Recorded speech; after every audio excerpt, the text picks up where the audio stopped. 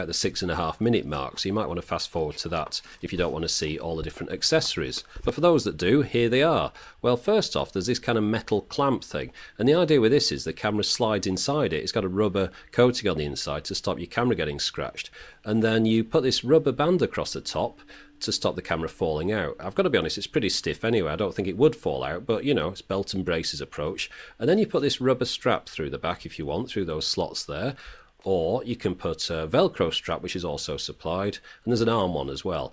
Right, now this is a plastic clip which clips on the base of the camera and slides in with a very firm click and won't fall out easily. And again, you can put the rubber strap through that if you want, different orientations. And it's pretty hard to get off, but you can do it if you know the knack. Right, next thing is this, which is a car mount. It uses the same kind of plastic clip that goes on the bottom of the camera as the previous thing. So again, you put it into those slots on the bottom and slide it and it clicks in. And the idea is there you've got an articulated joint to put the camera attached to a car windscreen or a dashboard or something. The next thing is this. It's a metal bracket designed for putting the camera on a set of handlebars. It's quite a heavy device. Underneath that rubber bit there, it's all metal. There's no kind of, I thought it might be dampened or spring-loaded or something, but it's not. It's an all-metal clamp, and it's very firm and solid again, as you'd imagine, being metal. And it's good that it's got this tripod hole in the bottom, because that means you can put anything on it. Oh, by the way, here are some sort of 3M sort of double-sided sponge sticky things which you could put on that plastic clip on the bottom to attach it to other devices. There's an adapter, of course, with a USB plug on the back. It charges through USB. It also comes with a USB A to mini B lead, an HDMI mini to full size, which goes in the back of the camera into the HDMI hole there behind the little flap. You've got a video out for standard definition if you wanted to plug it into your telly that way. Probably not recommended. I'd stick to HDMI if you can. A car charger adapter thing, you can charge and record at the same time. And this is a good one, a microphone. It's got an external mic in on the back, which plugs into the mic in hole on the back there. Right, now let's have a look at the camera itself. Well, I think it's a very professional looking device. If you told me it was something that the BBC used, I'd believe you. It's very solidly put together.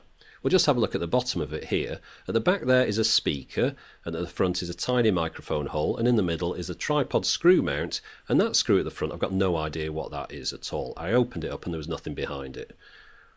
Now on the top here you've got the three main buttons, photo, power and video start stop at the front, and four buttons at the back here below the LCD screen. It's got this clip on the top which holds the back on firmly to stop water getting inside. It's quite easy to unclip, but it's a very good firm clip. Right, now let's have a look in the back here. Top left, we've got TV out, mic in, a little LED in the middle there that says charge. At the bottom here, the memory card is a full-size SD card, then the HDMI slot, and then the USB one. The battery that comes out here is a proper battery. You can get replacements for these. 2 hours 25 minutes battery life with 1080p and the LCD on. From my tests anyway. So you could, I suppose, get more of those batteries and charge them outside the camera and swap them over if you were going to do a lot of filming, which is a nice feature. And as I mentioned, this back door, when you put it together, it forms a watertight fit. I haven't tested it underwater, but I do believe that it would work properly. Right, let's switch it on and just have a look. You get some LEDs at the bottom of the screen there as well. And if you look at what you can see on the screen here, at the top left there, it tells you what mode you're in, 720p 60, and how long you've been recording for, battery life, things like that. Finally, it's time to get outside and show you some footage from the camera. So here I am in Manchester on my lunch hour, and let's have a look at what the camera sees. Well, here it is. Now this is a 720p mode, and it's pin sharp and it's got brilliant colours on it. I'm just hoping this comes across properly on YouTube. Now, in my pocket I also had the Sanyo PD1 camera. So what I did was I stood on a spot and panned across to the right and then back to the left with the Sanyo PD1, which has a pretty normal field of view, and then did the exact same thing with the ExtremeCam. And as you can see, there's a massive difference between the two cameras in the amount that you can see. That fisheye lens really does make an awful lot of difference. And I quite like the fisheye effect. Maybe not everyone does, but I think it's quite entertaining. Right, now I'm stood across from the Woosang supermarket. I like standing here because the Woosang supermarket's got a lot of detail on the front of it and nice colours, as you can see. So here I am stood with my Sanyo pocket camera again, and we'll just have a quick... is it a pan when you go up and down? No, it's something else. Anyway, it doesn't matter. Or is it a tilt? Or no, not too sure. Something like that. Anyway, I'll have to look it up on Wikipedia later. Right, now here we go with the ExtremeCam stood on the same spot. As you can see here, we get the full building in on this angle, which is great. Okay, now let's just pop inside the supermarket because I want to show you how the fisheye lens looks when you sort of close up to things, because it does give you this kind of weird effect. I'm sure there's like a Jane's Addiction video that looks like this. It also kind of looks a little bit like a predator's eye view of a supermarket. Actually, I should point out that I'm not a predator, by the way. Although this woman was never seen again. Right, here's some trams. You've always got to show trams when you're in Manchester to make it look cosmopolitan and exciting. All the footage that you're watching at the moment was recorded at 720p at 60 frames a second, which is incredibly smooth when I play it back on my home equipment, but on YouTube, of course, it knocks it down to 30 frames a second. Now, I wasn't aiming it at anything, which is my defence for filming that woman's bottom just then, if the police ask. I was just holding it down by my side and pointing it forwards as I was walking. And the good thing with the big fisheye lens is that you get to see everything in front of you. Now, here I am stood on a platform waiting for a train to come in. As you can see, everything is pin sharp from one edge right across to the other. There's no out of focus bits at all. It's lovely and clear, and it's as good as my other HD camera, my proper Sony one that I filmed the rest of the reviews with. At least on a nice bright day like this it is. Now let's just look at the difference between 1080p and 720p aspect ratio. So 1080p here, look at the big wheel, and flip to 720p, and that's how much more you can see in 720p mode when you stood on the same spot. That's the difference between the different fisheye lens orientations. Right, I'm sorry about this, but the fun's over. We've got to look at the menus inside the camera. Now, these are all controlled with these 4 buttons below the LCD screen. You press the left-hand one to get into the menus. The first press gets you into the movies, so there you can look at the movies that you've recorded earlier on. Press it again, you get into the photo mode, and the third press gets it into the setup. Now, we'll look at the resolution options first. You've got 720p 60, which is the first one here, and then 720p 50, 720p 30, 720p 25, WVGA 60, 50, 30, Full HD, which is 1080p 30, and 1080p 25. All of these work perfectly, and there isn't a single drop frame in any of the modes. Right, we'll look at the overwrite, record overwrite. This is if you want to loop the video round and round when the card gets full, and you can record in 2-minute, 5-minute or 15-minute segments. You can set the time within the camera quite easily again using these buttons. It's obviously just like setting a digital watch. Size is the size of the photos. You've got 5, 8 or 3 megapixel. It's a 5 megapixel sensor, so just leave it in 5. Right, quality you can have high, medium and low, which obviously you leave it on high. TV type is what type TV you're going to be using. Of course, in the UK it's PAL, so I'll leave it on that. You can turn these beep sounds on or off if they annoy you. I quite like them, so I'm leaving them on. You can have the camera auto power down after a certain amount of time. You can have the LCD screen turn off after a certain amount of time too. That could be useful in saving battery life or making it more discreet if you're going to leave it recording for a while. You can format the memory card inside the camera, and you can change the settings back to default if you want.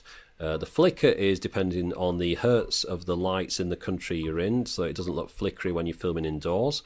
You can turn the timestamp on or off. You can have just the date, the date and the time on there, or just nothing at all, very easily. Auto capture, this is one I nearly missed out on completely, thinking it was nothing. I'll show you that later because it's actually a very important feature.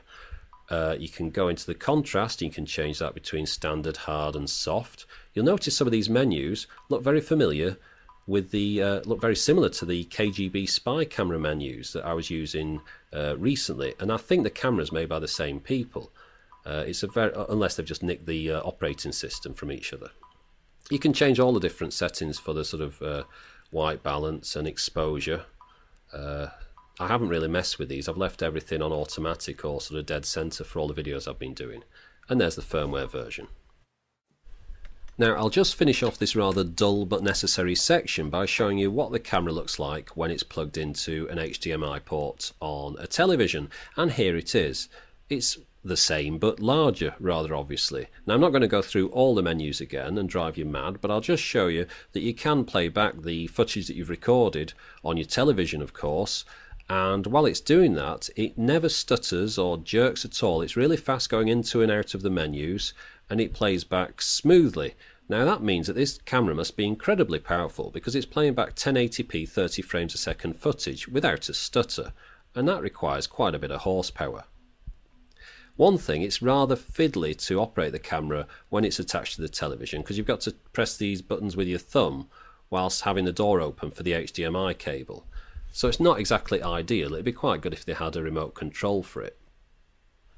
Right, I think it's time to try and wake everyone up again and take the camera back outside and use it for some more extreme type footage. Well, sort of extreme. I'm not the kind of surfer dude, skydiving kind of guy, but if I was, I could attach it to my head using the rubber band and do something incredibly ridiculous, but I'm not that kind of person. Now, I could attach it to a motorcycle helmet using one of the different mounts that came with it. As you can see here, looking at this, it's quite large, but it's not ridiculous. But if you put it on the top, it might look a little bit stupid. It doesn't weigh too much, it's 193 grams.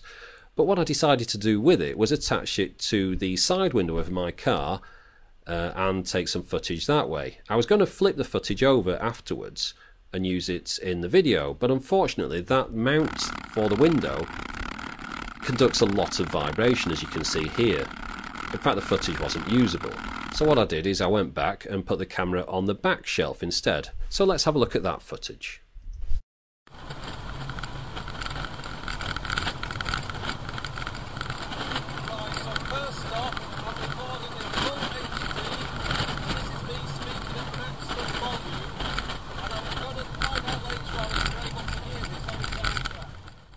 So I think the answer to that is no, you can't really hear it on the soundtrack. And the reason I was doing that is I'm going to go around the route again and record with the external microphone plugged into the back next time. But also I'm going to go around at 720p. So have a look at what you can see on the screen now, because in a second it changes to 720p. And there you go. So you can see an awful lot more, as you can tell. You can see the top of the windscreen and all of the front of the car. Right, now this time round I've got the external microphone plugged in, it's attached to my shirt, and hopefully you can hear my voice a little bit clearer than you could last time. Or maybe it's exactly the same, I won't really find out until I get back home again. Hopefully the wind noise has been reduced because of this microphone. Of course, you've got to remember it is a cheap mic, you can plug any microphone you wanted into that microphone hole. And I'll just finish off this segment by showing you again the difference between the 720p and the 1080p. So we're looking at 1080p now, and then we'll flip across, that's 720p there. And you might be forgiven for thinking it's actually sharper than the 1080p, but what we'll do, we'll zoom in on the exact same section on both clips, so that's 720p zoomed in there, and look at the radio, and we'll move across to 1080p, and you can see that it's a lot sharper in reality. It's just because the 720p zoomed out it looks sharper sometimes. And I was very lucky whilst I was out in Manchester just doing some tests with different bit rates with this camera to happen across these lovely skateboarding gentlemen. And they were kind enough to let me film some of their extreme skateboarding activities, which is just the thing that this camera is designed for. So let's have a look at some of that.